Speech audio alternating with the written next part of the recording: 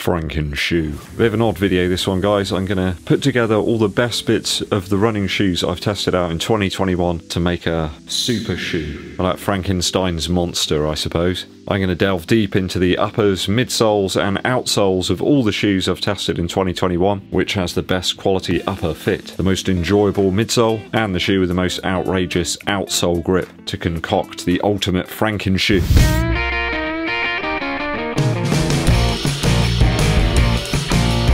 Welcome to the channel, guys. If it's your first time here, make sure you hit that subscribe button and also click the bell below for notifications of when I launch those new videos for you. You can help us out too by giving this video a thumbs up like and also sharing this video with your running buddies. Dankeschön. So a running shoe is made up of 3 integral parts. They all must sing in unison like a barbershop quartet.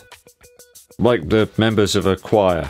That's better. To achieve a state of shoe euphoria. Today I'm going to discuss my top component parts in a bid to try and create the ultimate super shoe. As always, we'll start with the upper first. Upper-wise, I found the Next Percent 2 upper a little bit baggy still. It was a bit of a letdown this year. It wasn't quite the improvement I was hoping for. It's kind of baggy like a pair of 90s flares. In the 11.5 it was just too roomy. I did try out an 11, it was a little bit too snug, so I'm in a halfway house there, in limbo with no satisfaction. The Invincible Run Upper, no, that's definitely not one of the best ones I've tried out this year. One word for you: blisters. The Magic Speed from ASICS had just about everything that I enjoy about a running shoe upper. Ample toe box room, a lovely containing fit, and still quite flexible though. You don't often get that. But there was a touch of pressure from the laces on the top of the foot, so that's a no-no. A contender though. It was close. The Vomero 16 I really enjoyed from a daily perspective, but a little bit too plush perhaps for all types of runs. The Adios 6, a really great upper there, but the suede hits really didn't like December. It's just not the sort of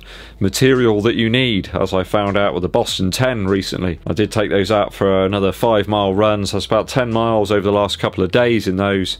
And the suede really doesn't like wet weather. There's one shoe though in terms of upper that really stood out this year for me, and that's the Adios Pro 2 from Adidas. A stupendous amalgamation of materials, sculpted shape and lockdown. Certainly a force to be reckoned with, a little bit like having to undertake a penalty shootout against Arsenal's Aaron Ramsdale. Almost every other shoe that I tried out in terms of upper had a tiny little detail here or there that wasn't quite right, so I think in terms of uppers of 2021 this is really one that stands out for me. I love the heel padding here at the back of the shoe. It really did sort of grab the sock in and sort of pull the foot in. A bit like a vortex. A shoe vortex, yeah, right. Lacing was on point, as was the very thin and flexible mesh material. Celery mesh, I think that's what it's called. Crunch. The tongue had padding in all the places that you want there to be padding. A little bit like the things that batsmen wear to protect them from the ball.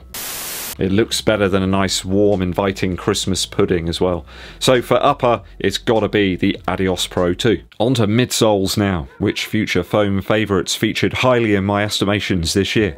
Deviate Nitro Elite's gotta be in there. I really enjoy Nitro foam from Puma. You've got stability there, yet some propulsion, there's a bit of rebound, and reasonable stack height as well. So that's got to be a contender. Again, that Magic Speed really stands out for me for some similar reasons for the Puma Nitro foam. Not quite as forgiving though as Puma stuff, and you wouldn't want to take the Magic Speed out for a Monday slog in the rain. The Rebel 2. That fuel cell foam had a lovely squash and surprise return. Great up to the half marathon distance, so I'm not sure I'd take it any further than that. Some people might just find that one unstable for all types of runs. Not quite perhaps at the lofty heights of its big brother, the RC Elite 2. That was one very accommodating midsole, I do recall, with some versatility built in and some cross-pace utilization. Just felt really good at all manner of paces. There is one shoe, of course, that did help me on to a PR or a PB, or depending where you come from, whatever you call it. I got a little bit closer to that goal I've got of a 1:30 half marathon at the Bristol half back in September. That Next Percent midsole is still the one to beat as far as I'm concerned. It's the Master Chief or the head honcho of midsole foam still in 2021. I think it's something to do with the profile of that Zoom X slab that Nike have cultivated here. So for me, I think still the best of the bunch in 2021 is the Next Percent 2 midsole. Others are getting closer though, I think, so perhaps in 2022 it'll be up against some serious competition. I'm sure Nike have got something up their sleeves though. Outsole wise, it's a tougher choice. I run on a huge number of surfaces and terrains, which mean I need a very versatile rubber layout with some reasonable lug depth. Few shoes have such versatile outsoles. Some work really well on road or tarmac, others grip really well on pavement slabs, other outsoles come into their own when you're running on loose gravel or grit. This rules out quite a lot of shoes for my Franken shoe outsole. The RC Elite 2 just far too slippery. If there was freshly moistened concrete, it was a bit dicey. The Adios 6 was absolutely great on road or concrete, but that outsole sucks up little stones and gravel like some sort of Dyson. It was worse in the forefoot and the midfoot. I was always having to screwdriver out loads of stones. You don't have to use a screwdriver, you could use anything you like really. The Adios Pro 2 outsole got better and better the more I used it. As I started to sort of grind it down a bit, the traction improved, but that was on road and concrete. On anything else, the traction just isn't there. The Pegasus 38 from Nike, that had a great outsole. Lots of very resilient rubber there. The pattern and durability was excellent, as did the Invincible run too. That had a super outsole.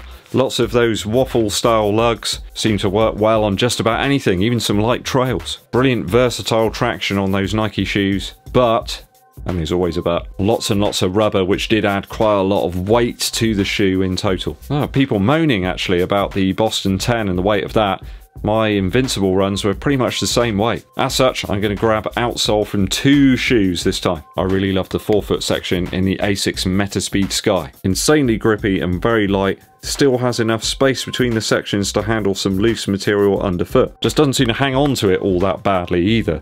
It just shakes off and disappears. I wasn't the biggest fan though in the heel section of the shoe, so I'm going to choose a different one for that. I mean, the other shoe brand bringing the fire this time of year is Puma, with their Puma grip material. Puma grip is where it's at in terms of all-weather grip. I think if you could graft these 2 outsole rubbers together, you would have one incredible underside of a shoe. I think having a really great outsole as well will enhance the durability of the midsole over time, just improve the longevity. This stuff just never seems to wear down as well, no matter how hard you try. So I'd probably opt for the heel section of the Deviate Nitro Elite with the forefoot and midfoot section of the Asics Metaspeed Sky. So 4 shoes there, component parts all stitched together, kind of look a little bit odd I think. The upper of the Adios Pro 2 with the midsole of the Nike Vaporfly Next Percent 2, and then the outsole rubber in the mid to forefoot of the Asics Metaspeed Sky, and in the heel of the Deviate Nitro Elite from Puma. I think that will create probably the best of all the super shoes of 2021. What do you say, viewers? You can pretend you're Tom Cruise in Cocktail and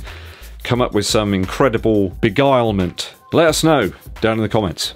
Musical interlude time. Over Christmas I got a few vinyl albums which I was really lucky to receive, very welcome. One such album is one of my favourites of all time, which is the debut album from Black Rebel Motorcycle Club. BRMC, one of my favourite groups, and this album really has everything in it that I love about the band. The intro to Love Burns just creates this atmosphere, quite dark, dim and gloomy, but wonderful, very rough. There's lots of raw edges there. There's so many great tunes here, pretty much every single one's a winner. Red Eyes and Tears, As Sure as the Sun, Too Real, and the stomping Spread Your Love as well. Brilliant tracks. If you like your rock and roll, nice and juicy, lots of intertwining guitars, and some really nice woody bass, Black Rebel Motorcycle Club is for you. Go and check this one out, guys. I believe this is about 20 years old now. I can't believe it. I remember the very day that I bought this album and walked home listening to it on my CD Walkman. The debut album from Black Rebel Motorcycle Club. Thanks for sticking with me to the end of today's video, guys. It is always appreciated. If you haven't done so already, please hit the subscribe button and click the bell below for notifications of when I launch those new videos for you. And it really helps the channel out if you give this video a thumbs up like, but also share it with your running buddies. My name's EDDBUD, and I'll be seeing you